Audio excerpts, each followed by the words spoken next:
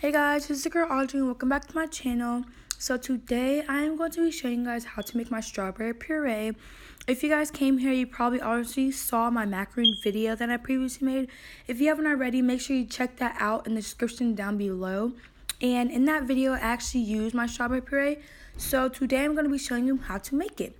All you will need is whole frozen strawberries, granulated sugar, a blender, which I have a NutriBullet, and that's what I'm going to be using. First, you're going to take your whole frozen strawberries, and I actually defrosted them before I blended them to make it much easier and get more juices out.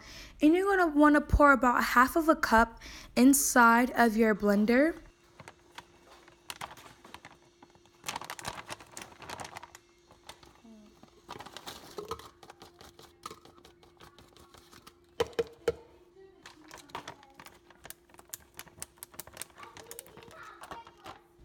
After you do that, you're going to want to take your granulated sugar and your tablespoon measurer, which is what I'm going to be using today.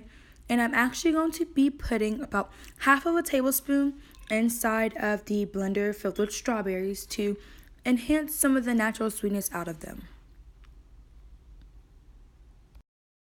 Now you can get ready to blend. So I'm just going to put my cup inside and start blending.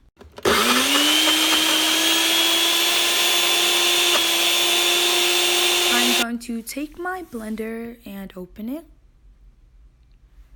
And I'm actually going to pour it into a separate container so I can actually be able to put it in the fridge and let it chill until I'm ready to use. So here is the puree.